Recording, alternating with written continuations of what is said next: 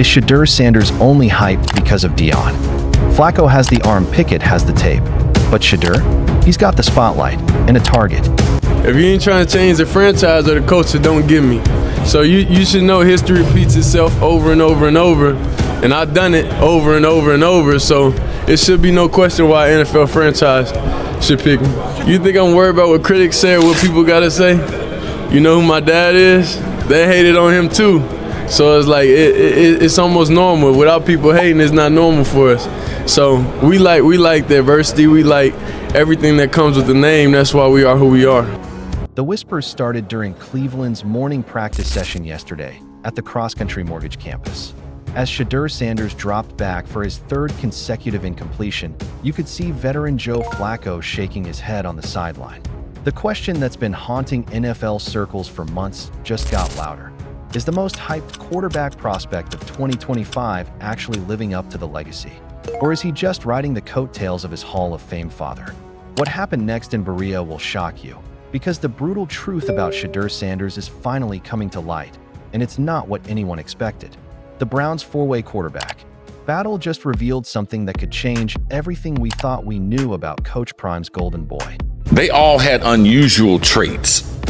Like, they had some superstar qualities to them. Now, some other things happened that made them fall, but Shedeur and his family, they overplayed their hand. Them thinking that he was in the same evaluation mode as Eli Manning, they didn't play that right. Them trying to narrow the teams that he was going to go to, that didn't do right. Not working out at the combine, that wasn't the right thing. His interview process, obviously he could have done a lot better in that.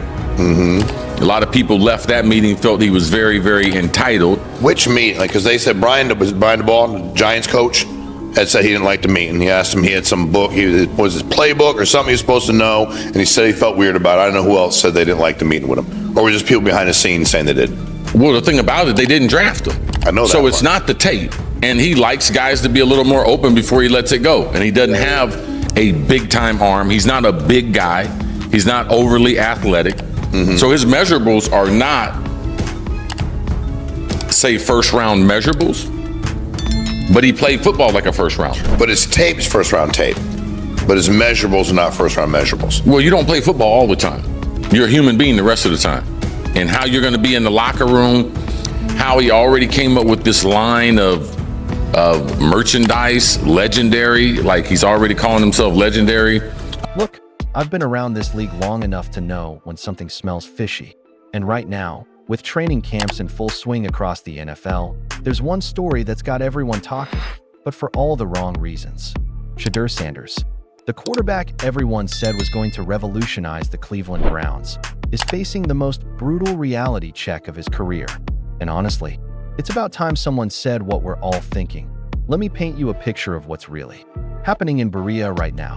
It's July 30th, and while Browns fans are lining up for their stay in the game themed practice with their scheduled poster giveaways, behind the scenes, there's a quarterback controversy brewing that nobody saw coming. The four-way battle between Sanders, Joe Flacco, Kenny Pickett, and third-round pick Dillon Gabriel isn't going the way anyone expected. And the scouts I've been talking to, they're not impressed. But here's where it gets interesting. And this is something the mainstream media won't tell you. Remember when Deion Sanders was making headlines every single week during Shedeur's college career? The cameras, the interviews, the social media posts, the constant comparisons to greatness? That wasn't just proud father behavior. That was a carefully orchestrated marketing campaign. And now that Shedeur is in the NFL, away from daddy's watchful eye and Colorado's system that was built specifically around his skill set, the cracks are starting to show. Let me ask you something, and I want you to really think about this. When was the last time you heard about a quarterback prospect getting this much attention before proving anything at the professional level? I'll wait, because what we're witnessing isn't just nepotism. It's the systematic inflation of a player's value based purely on name recognition and social media buzz. The reality is hitting hard in Cleveland's training camp. Sources close to the team, and yes, I have them, are telling me that Shedeur is struggling with the speed of the NFL game in ways that nobody anticipated. During Monday's military appreciation practice, While fans were enjoying Edwin's food truck and grabbing their Browns schedule posters, Sanders threw 2 interceptions in the first 15 minutes of 11 on 11 drills. 2 picks in 15 minutes against a defense that finished 28th in the league last season. But wait, it gets worse. The same sources are telling me that veteran players, guys who've been in this league for years, are starting to question whether Sanders has the mental toughness to handle the pressure. And when I say pressure, I'm not talking about rushing linemen. I'm talking about the weight of expectations that come with being Deion Sanders' son in a league that doesn't care about your bloodline. Now, let me be clear about something before the Sanders family starts calling for my head. Shedeur isn't a bad quarterback. He's got arm talent, he's got mobility, and he's got that Sanders confidence that you can't teach. But having talent and being worthy of the astronomical hype are 2 completely different things. And right now, in the most important audition of his life, he's looking more like a product of excellent marketing than elite quarterbacking. Think about it. How many times did we see Deion on ESPN, on FS1, on every major network, talking about his son's NFL readiness? How many times did Coach Prime mention Shedeur's pro-style offense at Colorado? The narrative was perfect, almost too perfect. And in today's social media-driven NFL landscape, perfect narratives sell. They generate clicks, they drive engagement, and they make teams believe they're getting the next superstar. But here's what they don't tell you about perfect narratives: they crumble under real pressure. And the pressure at Browns training camp is as real as it gets. This isn't college football, where daddy can control the media cycle and protect his golden boy from criticism. This is the NFL, where your last name means nothing if you can't read a blitz or throw a receiver open against press coverage. The timing of all this couldn't be worse for Cleveland. They're trying to build something special, and with the season opener against Philadelphia just 5 weeks away, they need answers at the quarterback position. Joe Flacco, despite being 40 years old, is looking crisp in practice. Kenny Pickett is showing the pocket presence that made him a former first-round pick. Even third-rounder Dillon Gabriel is making plays and showing poise that, frankly, Sanders isn't demonstrating consistently. When it fits his benefits and narrative, but yet everyone knows that when the NFL has to get things right, billionaires will get together, have meetings, and do whatever X, Y, and Z they need to do. This is how companies and corporations are run, but he wants you to believe none of these guys talk to each other, none of these guys do anything when it comes to the Sanders family. Now all of a sudden the owners don't collude, they don't join together to protect whatever their business is for whatever ulterior motives they have. Let's go to question number 2. Yeah. Quickly went through it and said all these other guys that fell, they had some traits. So you say they fall down, but they got drafted because they had some type of skills about them. But Lamar Jackson was a Heisman winner. This is prior to the masseuse situation. And Pat Mahomes, well, you guys, Todd McShay said Pat Mahomes was a 3rd-round pick. But Chris, could you tell us how Lamar and many other melanated quarterbacks like Justin Fields fell in the draft? What did they do? More excuse making. Let's go to question number 3.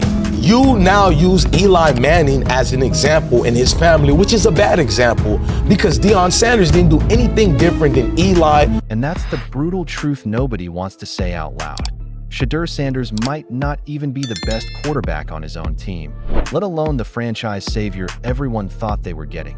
But let's dig deeper, because this story goes beyond just one player struggling in training camp.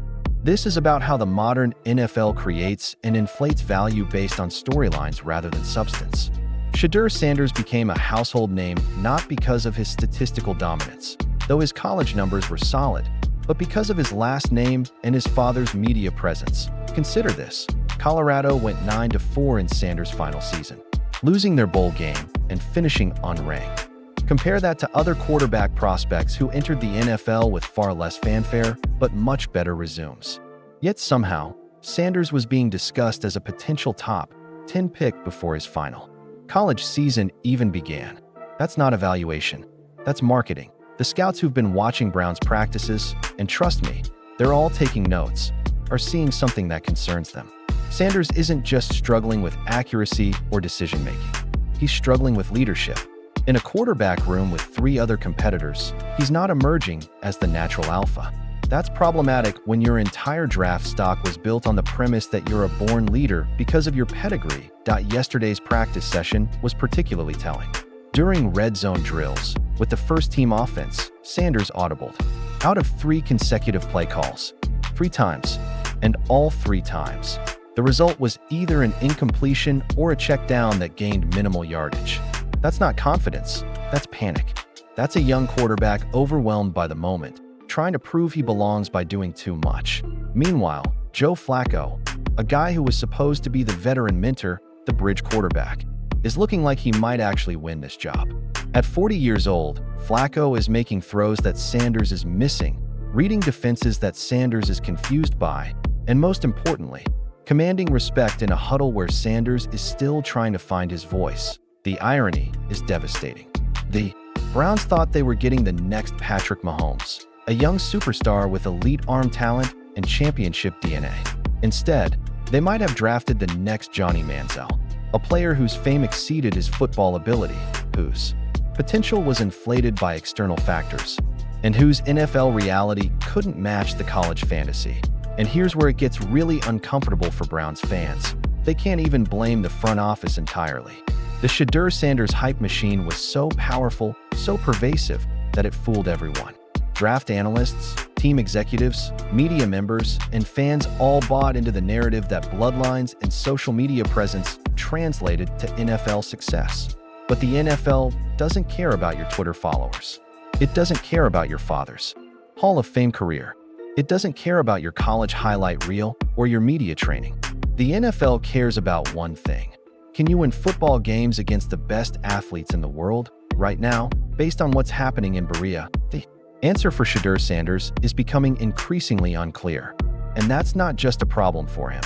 It's a problem for every young athlete who's being overhyped based on factors outside of their actual ability. The Browns training camp continues through August 4th, with practices scheduled for Fridays. Youth Football Day, Saturday's Browns backers theme, and the final orange and brown session on Monday. Each practice is another opportunity for Sanders to prove he belongs, another chance to silence the doubters and validate the hype. But it's also another opportunity for the brutal truth to reveal itself, that sometimes the emperor has no clothes, and sometimes the most hyped player in the draft is just a regular quarterback with an extraordinary name. The clock is ticking, the competition is fierce, and the NFL doesn't care about feelings or family legacies. In 5 weeks, when Philadelphia kicks off the season as 7-point favorites against Dallas, one team will be confident in their quarterback situation, and one team will be wondering if they fell for the greatest marketing campaign in draft history. So here's my question for you, and I want you to think about this carefully. If Shedeur Sanders didn't have the last name Sanders, if his father wasn't Coach Prime, if he didn't have the social media following and the celebrity status, would any of us even know his name? The answer to that question might just determine whether the Cleveland Browns have found their franchise quarterback or their biggest draft mistake in years. What do you think? Drop your thoughts in the comments below, because this story is far from over, and the truth, brutal as it might be, is just getting started.